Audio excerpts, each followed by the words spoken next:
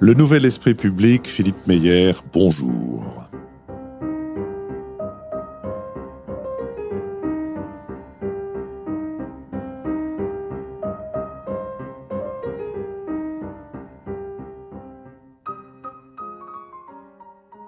Bonjour, merci de nous avoir rejoints et bienvenue dans cette série consacrée à Bertrand Tavernier pour mieux connaître à la fois son œuvre, sa personne et toutes les activités qui ont pu être les siennes. Je reçois aujourd'hui Frédéric Bourboulon. Frédéric Bourboulon, bonjour. Bonjour. Vous êtes son producteur. Vous êtes producteur. Comment est-ce que vous êtes devenu producteur ?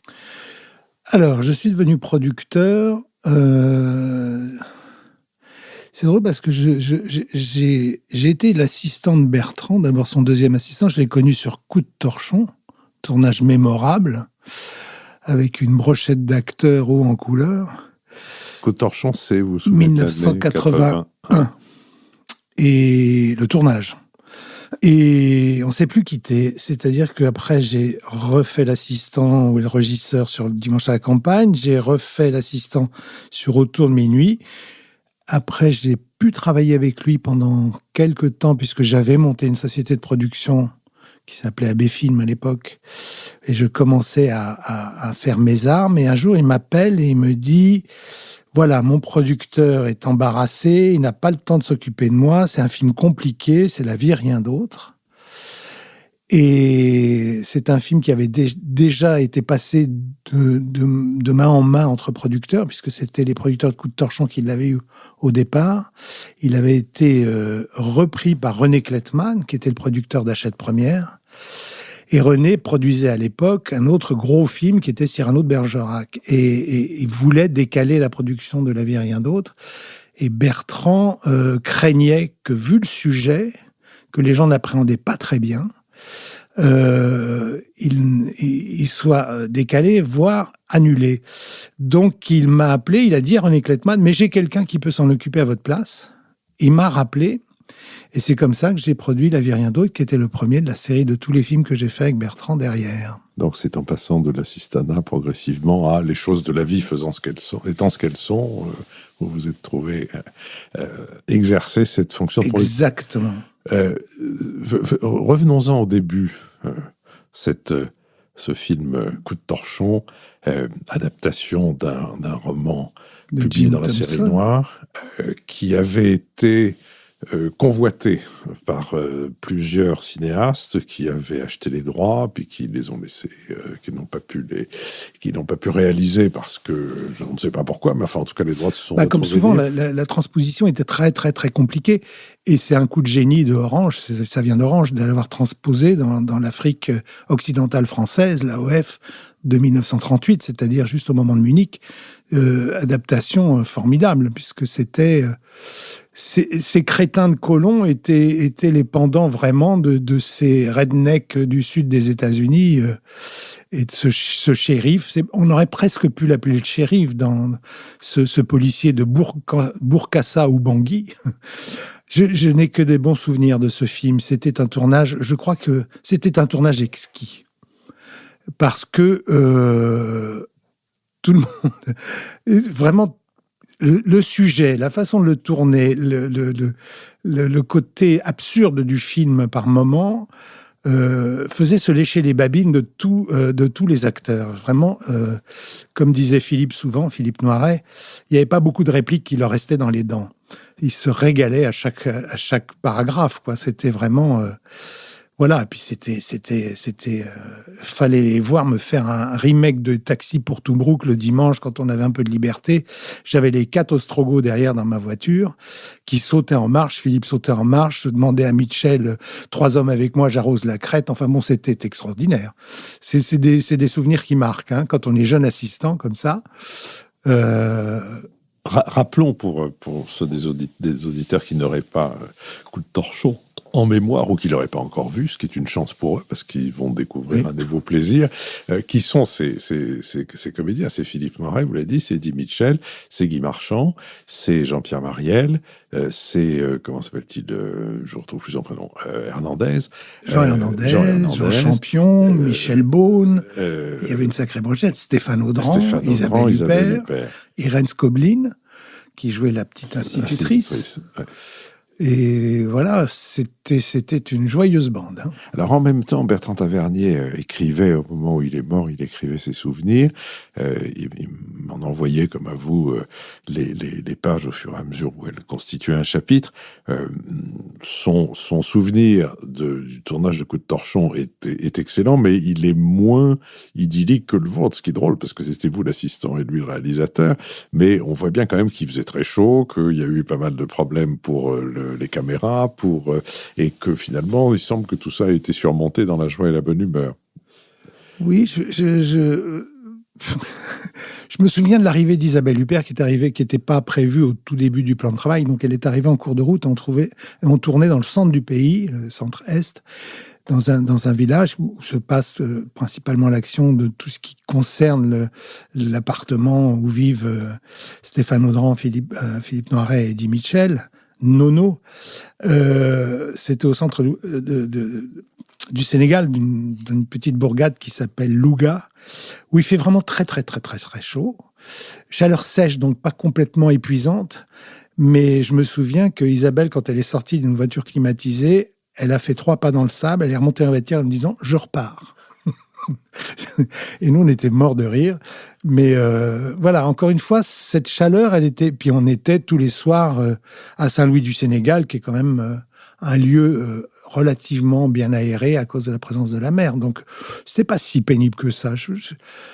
Oui. J'ai pas gardé de ce que j'ai lu de Bertrand l'idée que c'était pénible. J'ai gardé l'idée que c'était plus difficile que dans votre souvenir. Mais ce qui est intéressant dans ces cas-là, c'est comment on surmonte les difficultés.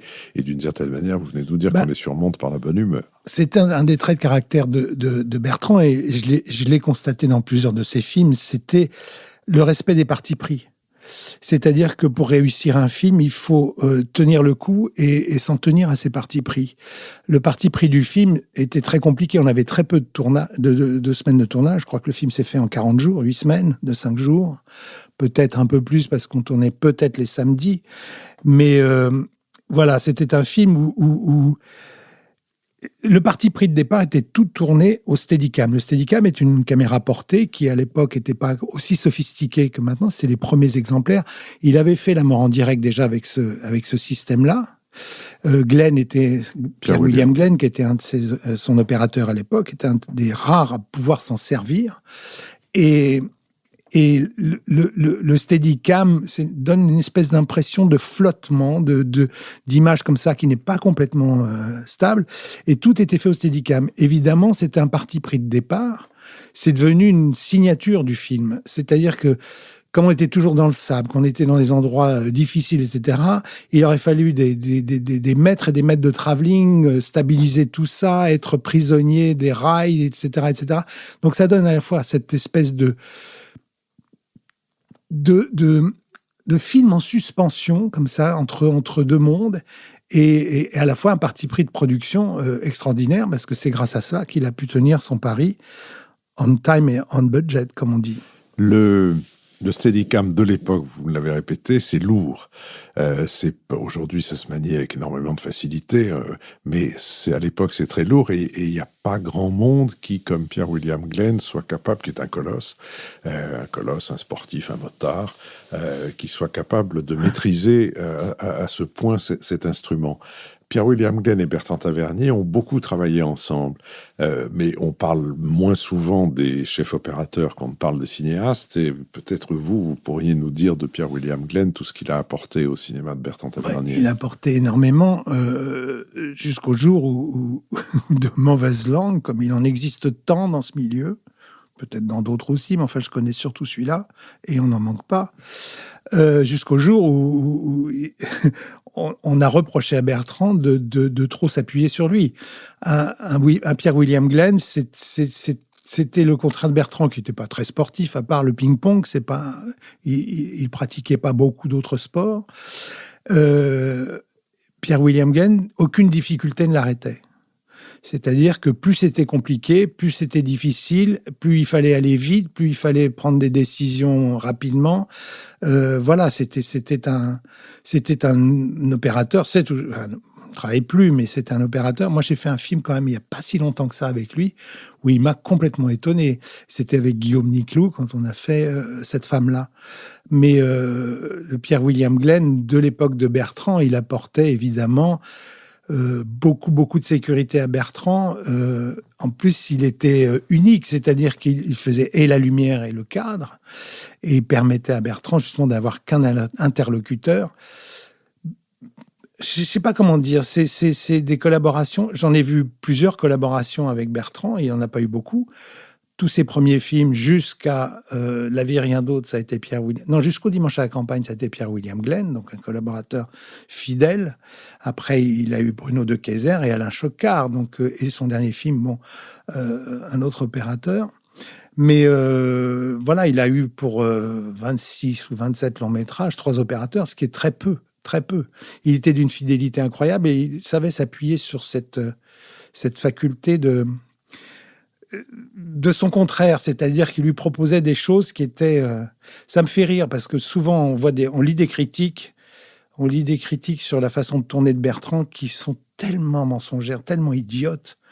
Je veux dire, quand on lit par exemple que sur l'APA, il a un découpage clipesque fait de multiplication de plans, alors que ce que décrit le type dans son article, c'est un plan séquence. Qu'il fait des effets de zoom, alors que depuis 73, il n'y a plus de zoom dans les bagages techniques de Bertrand sur les films. Voilà, on a été très injuste. Et Glenn, un jour, oui, on a dit à Bertrand, voilà, il a entendu un peu trop, sans Glenn, Bertrand Tavernier n'est pas capable de faire un film. Ce qui est d'une violence et d'une méchanceté terrible. Alors, du coup, il a fait le Dimanche à la campagne avec un débutant. Avec Bruno, qui était Bruno de Keyser, qui n'avait jamais fait un seul film. Il était assistant. Et j'ai vu ça. Il était en compétition avec un autre assistant. Et puis Bruno, faisant excessivement bien la cuisine, a eu l'idée d'inviter Bertrand à dîner. Et là, il a emporté le morceau. Alors, venons-en à la transition, mais aimablement fournie par vos soins. Venons-en à Dimanche à la campagne, parce que passer de Coup de torchon à Dimanche à la campagne, c'est vraiment changer d'univers, à tout point de vue. Changer d'univers de comédien, changer d'univers géographique, changer d'ambiance, changer de propos. Et donc, là, vous êtes aussi sur ce coup-là.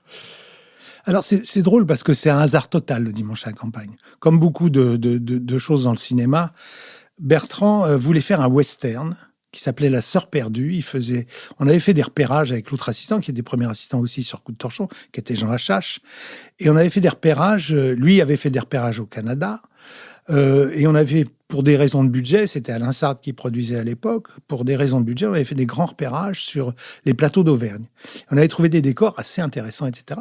Mais le film n'arrive pas à se monter. C'était un film prévu avec Nathalie Baye et je crois Christophe Malavoie.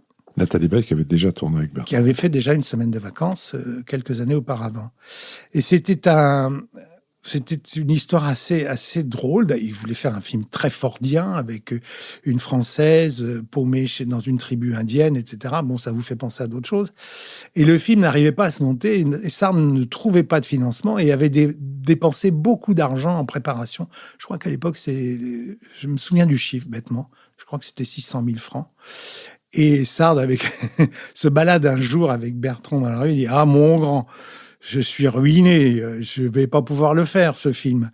T'as pas autre chose ?»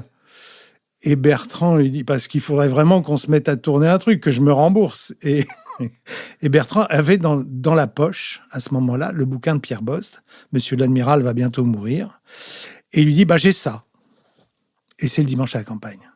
C'est extraordinaire. Le film s'est monté en très peu de temps. Évidemment, ça coûtait rien. 7 semaines de tournage. Moi, je suis parti faire les repérages immédiatement. J'ai trouvé la maison près des bureaux. Voilà, dans le Vexin, qui est une mine de décors pour les films d'époque, parce qu'il y a peu de fils électriques sur les... Voilà, il y a peu de pollution. Et à l'époque, il n'y a pas tous les effets numériques qui font que maintenant... on peut effacer même un TGV qui passe dans un plan. Donc, ça a été extraordinaire. Ça s'est monté à une vitesse extraordinaire. Donc, Nathalie Baye qui l'appelle et qui lui dit « Bertrand, j'ai un problème, je ne vais pas pouvoir faire le film », puisque c'était Nathalie Baye au départ. puisque je suis enceinte de Lara.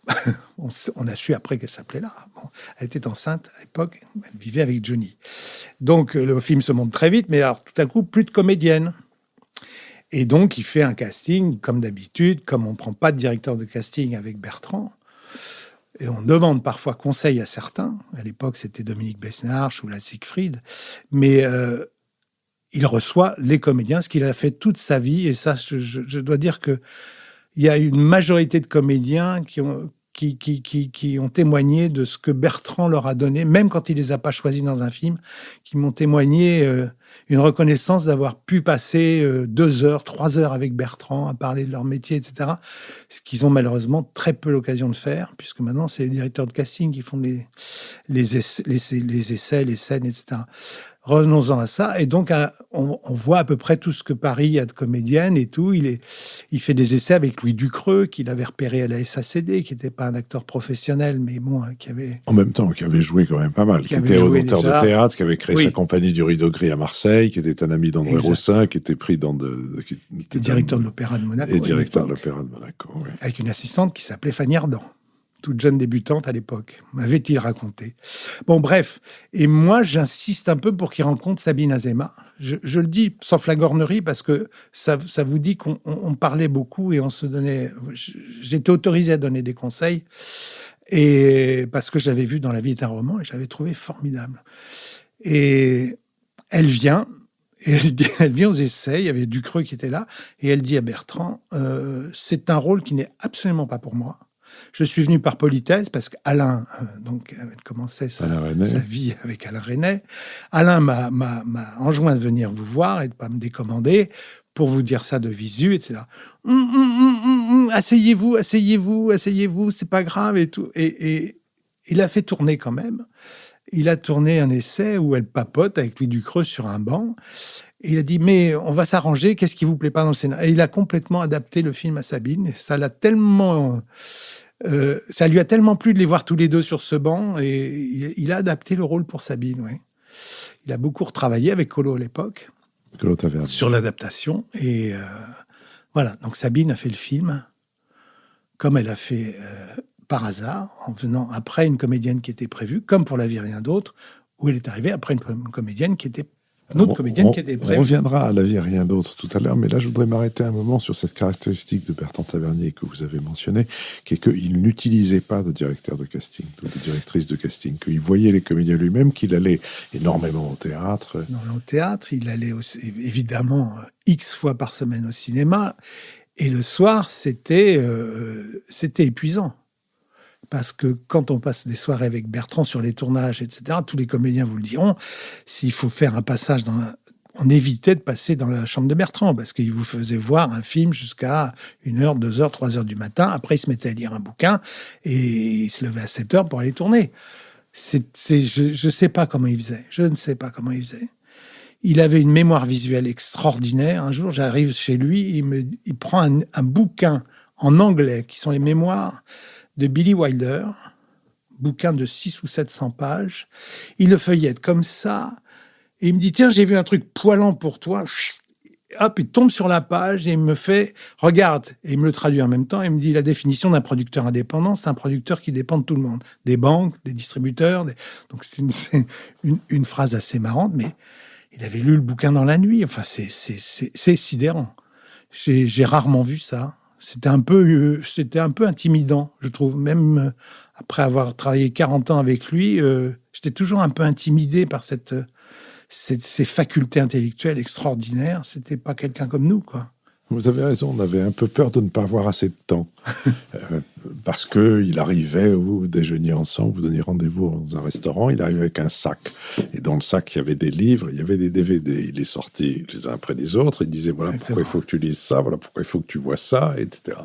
Et à l'époque où il y avait des répondeurs automatiques, Vous avez dû avoir cette expérience 100 000 fois plus souvent que moi, mais je rentrais, je trouvais un message de Bertrand qui disait Philippe, il faudrait que tu ailles à Saint-Symphorien. C'est simple, il y a un spectacle formidable, il faut prendre le RER. Fais attention parce qu'il n'y a qu'un RER sur 3 qui s'arrête là, et puis alors là, il y a un car qui va te monter à Saint-Symphorien, tu descends à Savigny-sur-Orge, il y a un car qui va te monter là. C'est à la maison des jeunes. Prends un truc parce qu'il fait froid, c'est pas chauffé, on n'est pas très bien assis. Mais il y a une pièce, la pièce n'est pas très bonne, mais la mise en scène n'est pas bonne non plus. Mais à la fin, tout à fait à la fin, dans le dernier acte, il y a une comédienne, il faut absolument que tu la vois. Alors évidemment, moi, j'y allais pas, mais lui, il y était allé 200 000 fois. Il avait vu les gens comme ça. Et je crois que ce qui est important, et peut-être vous pouvez nous le faire comprendre mieux que je ne le fais, c'est quelle est la différence entre un comédien qui passe par un casting et un comédien qui passe par cet entretien, cette façon de faire connaissance que Bertrand pouvait avoir avec eux. Au fond, on leur fait faire des essais. Il y a un côté utilitaire dans le casting, non? C'est ça le... Oui, comme toujours, Bertrand avait cette faculté de se laisser surprendre. Et je crois que c'est une phrase qu'il a mis dans Laissez-passer, d'ailleurs, quand Orange et Bost ont cette discussion. Quelque chose qu'il avait toujours frappé dans les mémoires d'Orange, c'est qu'il disait toujours, Orange, je crois, avait écrit, et il l'a mis dans Laissez-passer, on s'épate l'un l'autre. On a envie de s'épater. C'est pour ça qu'on aime travailler ensemble. C'est que chacun et je crois que Bertrand avait envie d'être surpris, épaté par ce que faisaient les gens. C'était un gourmand. C'était un gourmand. Et quand quelqu'un l'épatait, que ce soit un comédien, que ce soit un technicien, je l'ai vu passer 1 heure avec un régisseur au Cambodge, dans un petit village dont je me souviens plus le nom, à côté de Compote. Et le type avait fait un boulot extraordinaire, avait trouvé des logements dans un truc improbable, etc.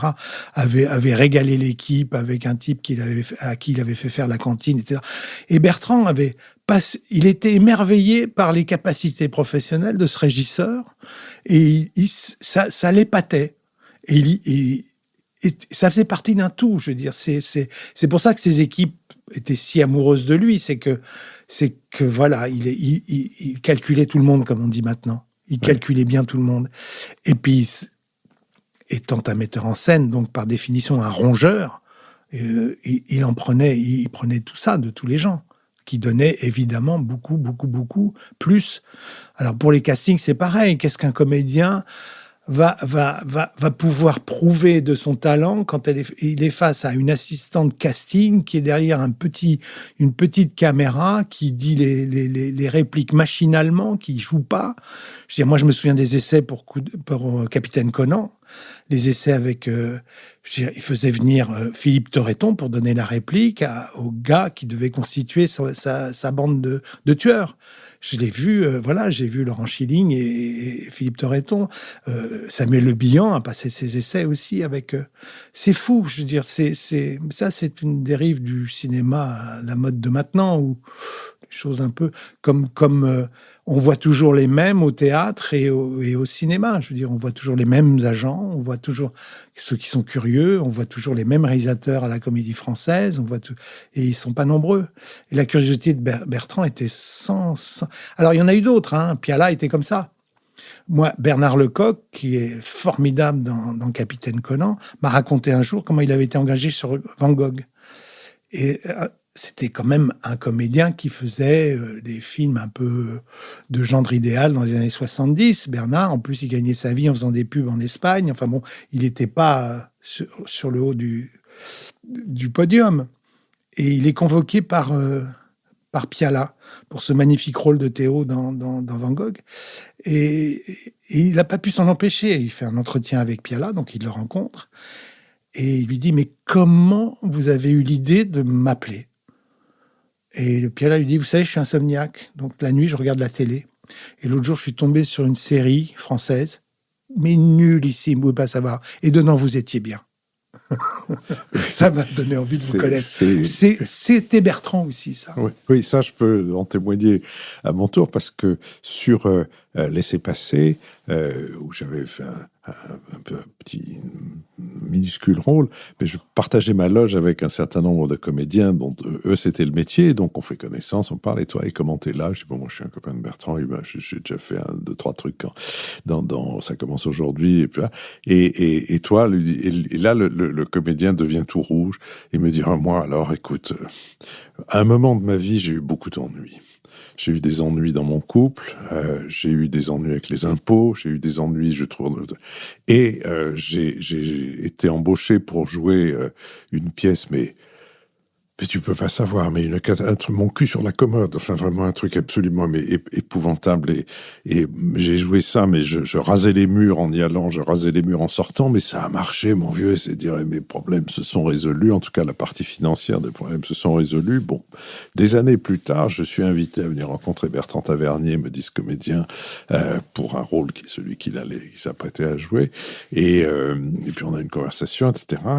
Et Bertrand Tavernier me dit, en commençant la conversation, je vous ai vu dans mon cul sur la commode. Et là, le type me dit, mais c'est un sadique qui me fait venir. Et il me dit, la pièce était vraiment très mauvaise. Hein. Mais vous en sortiez bien. Voilà, c'est pareil. Mais... Et ça donne une idée vraiment de cette attention à ce monde des comédiens. On a parlé de Coup de torchon, on a parlé d'un dimanche à la campagne. Vous vous souvenez de l'accueil qui a été celui du public pour ces 2 films si différents? Pour le dimanche à la campagne, je me souviens que le film a démarré, mais terriblement doucement, à tel point que quand le jour de la sortie, il faisait un peu le tour des salles, il allait chez le distributeur, qui était à l'époque, type qui a disparu, mais qui était haut en couleur, qui était Richard Peset, donc le fils du créateur de l'ex-agence méditerranéenne de location de films, la MLF à l'époque. Et il a dit, oh, j'ai déjà passé le film par pertes et profits, parce que les entrées étaient minables le premier jour. Et à cette époque, les films pouvaient tenir. Et ça a été c'est la dernière fois que j'ai assisté à cela. Le film est monté en puissance. Il a fait plus d'entrées, plus d'entrées, plus d'entrées. En plus, spécificité de l'époque, il est sélectionné au Festival de Cannes. À l'époque, des films venant de sortir étaient quand même sélectionnables, ce qui est maintenant, vous avez rencontré Thierry Frémaux, ce n'est plus la règle. C'est-à-dire qu'il faut que les films soient inédits en salle. Donc tout ça a fait que c'est devenu un énorme succès. Ce petit film comme ça, et le distributeur s'est remboursé 1000 fois. Je veux dire, en plus, ça n'avait rien coûté. Ça n'a rien coûté. C'était... donc, La vie, rien d'autre... Autre grand succès de Bertrand, c'est le 2e succès, je crois, derrière Coup de torchon. Je crois que le champion du box-office, c'est Coup de torchon quand même. Tout de suite, Coup de torchon? À la sortie tout de suite ou comme oui, à la sortie à la tout campagne, de suite. Je me souviens que oui, ça a été très... 10 nominations au César, aucun.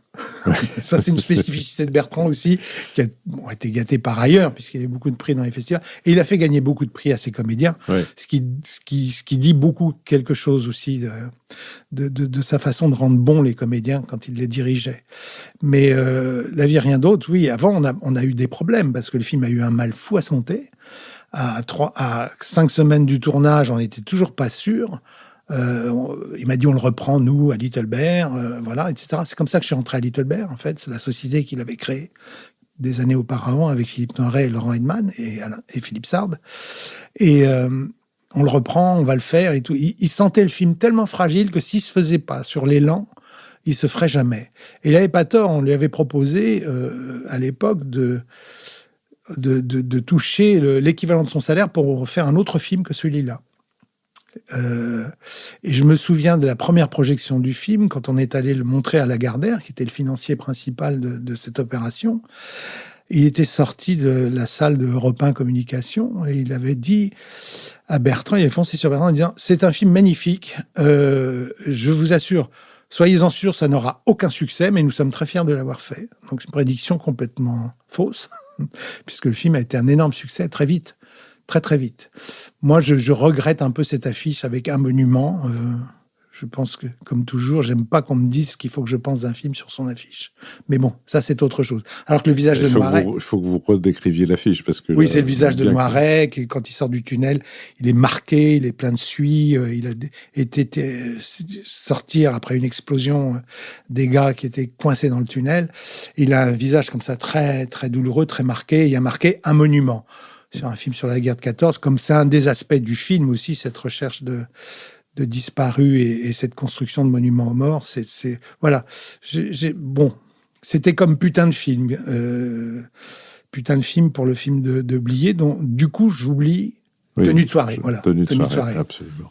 Voilà. Sur cette prévision du regretté Lagardère, j'oublie son prénom tout d'un coup. Lagardère père, oui. Non. Non, tout d'un coup, oui, comme on oublie les choses.